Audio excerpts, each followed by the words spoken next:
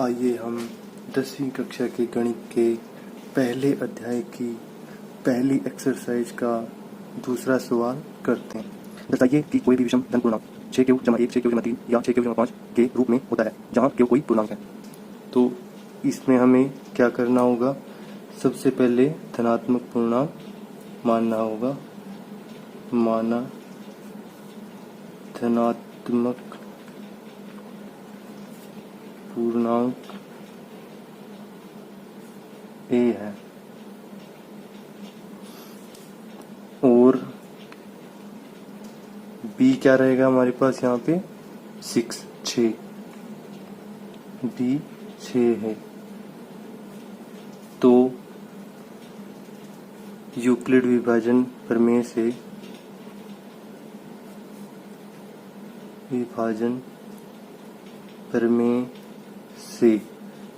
क्या होगा? a बराबर 6q जमा r और जहाँ पर q क्या है 0 से बड़ा या 0 के बराबर और r का मान जैसा कि आपको पता है 0 से बड़ा रहेगा या 0 के बराबर और b से छोटा रहेगा r। तो r का मान क्या क्या हो सकता है? 0 1 2 3 4 और 5। तो यहाँ तक r का मान हो सकता है। b क्या है यहाँ पे हमारे पास 6 है तो इसकी वैल्यू अधिकतर 5 हो सकती है और न्यूनतम 0। तो यह मान रखने पर a क्या आएगा? इसलिए a क्या हो सकता है 6q अगर r का मान 0 है या 6q जमा 1 या 6q जमा 2 या 6q जमा 3 या फिर 6q जमा 4। हम यहाँ पे r का मान रख रहे हैं और r का मान 0 1 2 3 4 और 5 तक है या फिर 6q जमा 5। तो ये मान हो सकते हैं a के। यहाँ पर 6q जमा 2 6q जमा 4 ये समपूर्णांक हैं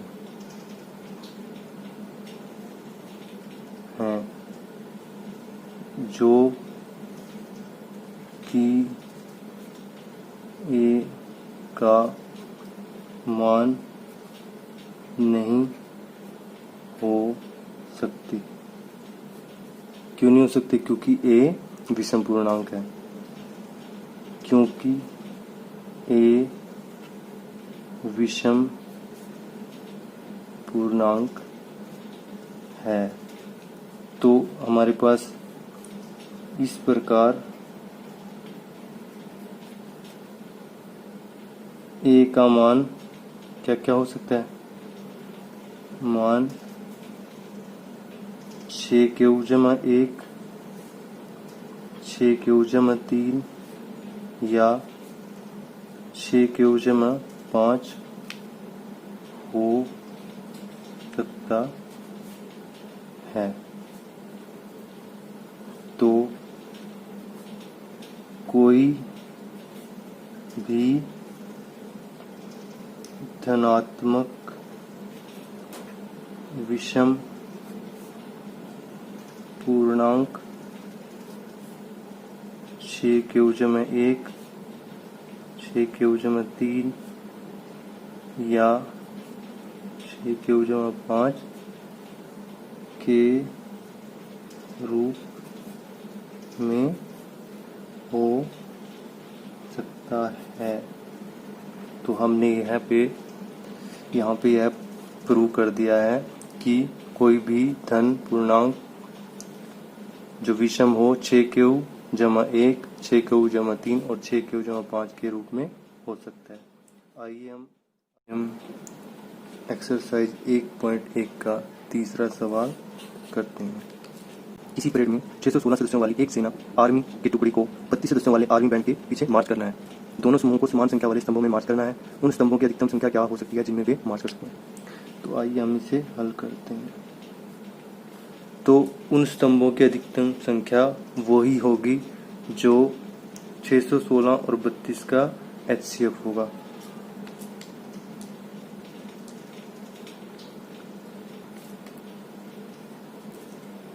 अधिकतम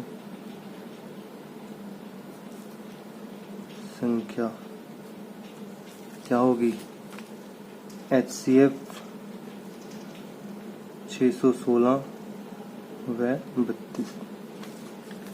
तो यूक्लिड विभाजन हम 616 और 32 पर यूक्लिड विभाजन प्रमेय लगाएंगे।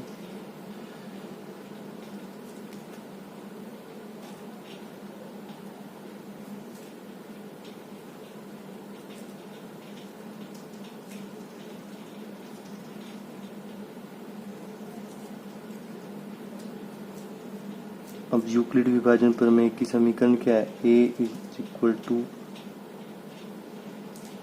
BQ जमा R। तो A का मान हमारे पास 616 हो जाएगा और B है 32। क्या होगा ये? 616 बराबर 32 गुना में 19 जमा 8। अब यहाँ पे हमारे पास शेषफल 0 नहीं आया तो इसको दोबारा से करेंगे। 32 और 8 पर R ≠ 0, तब 32 व 8 पर यूक्लिड विभाजन प्रमेय लगाने से 32 A हो जाएगा और 8 क्या है? B। तो 8 के टेबल में पहाड़े में 32 आता है, आपको पता है। 8 चौका 32 से मैं 0, तो शेषफल हमारे पास R क्या आ गया? 0। तो 8 क्या हो जाएगा इसका? HCF। यहाँ पर भाजक 8 ही 32 व 616 का HCF है। तो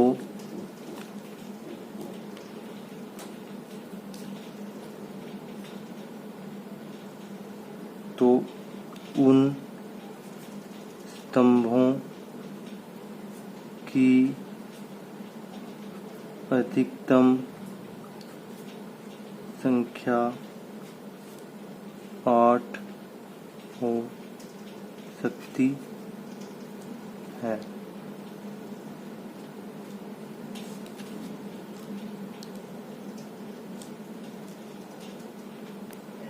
आइए हम एक्सरसाइज 1.1 का अगला सवाल करते हैं।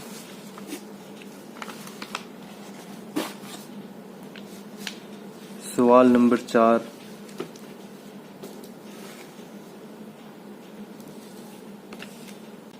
यूक्लिड विभाजन प्रमेय का प्रयोग करके दर्शाइए कि किसी धनात्मक पूर्णांक का वर्ग किसी पूर्णांक m के लिए 3m, 3m+1, 3m या 3m जमा 1 के रूप में होता है। तो आइए हम इसका हल निकालते हैं। माना धनात्मक पूर्णांक A है व B 3 है, तो यूक्लिड विभाजन प्रमेय से ए बराबर 3Q जमा R, जहाँ Q क्या है 0 से बड़ा या 0 के बराबर और R का मान क्या हो सकता है, B से हमेशा छोटा रहेगा और 0 के बराबर और 0 से बड़ा। तो क्या क्या मान हो सकते हैं R के, 0, 1, 2, 0 के बराबर या 0 से बड़ा और 3 से छोटा। इसलिए A के मान क्या क्या आएंगे, R का मान 0, 1 और 2 रखने पर A के मान क्या क्या आएंगे, A बराबर 3Q या 3Q जमा 1 या 3Q जमा 2। तो हमें क्या कर रखा है इसने कि धनात्मक पूर्णांक का वर्ग। तो आइए हम A का वर्ग निकालते हैं। A का वर्ग क्या क्या होगा, 3Q का वर्ग या 3Q जमा 1 का वर्ग या 3Q जमा 2 का वर्ग। बड़ी ही आसानी से हम इस प्रकार के सवालों को कर सकते हैं। आइए इसको आगे सोल्व करते हैं। तो 3Q का वर्ग बन जाएगा 9Q का वर्ग। आगे यहाँ पे A जमा B का वर्ग हम निकालेंगे, जो होता है A² प्लस B² जमा 2AB। तो आइए हम इसे निकालते हैं। A का स्क्वायर 3Q², 9Q² ये बन जाएगा जमा 1 जमा 6Q, या यहाँ पर भी A जमा B का वर्ग हम खोलेंगे, जो होता है A² plus B² plus 2AB। तो यहाँ पे भी 9Q², 9Q² जमा 4 यानी 2 का वर्ग जमा 2AB, जो आ जाएगा 12Q। 2 3 6, 6 दूनी 12, 12Q। ओके, तो आइए हम इसे आगे करते हैं। इसको हम लिख सकते हैं 3 गुना में 3Q स्क्वायर, और इसमें से हम इस संख्या में से और इस संख्या में से 3 फिर कॉमन ले लेंगे।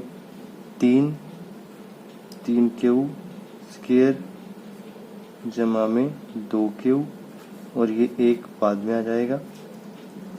या यहाँ पे फिर हम 3 को कॉमन ले लेते हैं, इस संख्या में से इस संख्या में से, और 4 को लिखेंगे हम 3 जमा 1। इसको दोबारा से यहाँ पे लिख देते हैं 9Q स्क्वायर प्लस 12Q जमा 3 जमा 1। तो इन तीनों संख्याओं में से हम 3 कॉमन ले लेते हैं। 3Q स्क्वायर जमा 4Q जमा 1 और प्लस में ये 1। ओके, तो यहाँ ये क्या बन गया, 3M1। इसकी जगह हम M1 लिख देते हैं, धनात्मक पूर्णांक। और ये बन जाएगा 3M2 जमा 1, और ये बन जाएगा 3M3 जमा 1। इस प्रकार प्रत्येक वर्ग को 3M या 3M जमा 1 के रूप में लिखा जा सकता है। आइए हम एक्सरसाइज 1.1 का आखिरी सवाल देखते हैं। ये आपके होमवर्क के लिए रहेगा, बिल्कुल जैसे आपने क्वेश्चन नंबर 4 किया है उसी तरीके से आपको इसे करना है।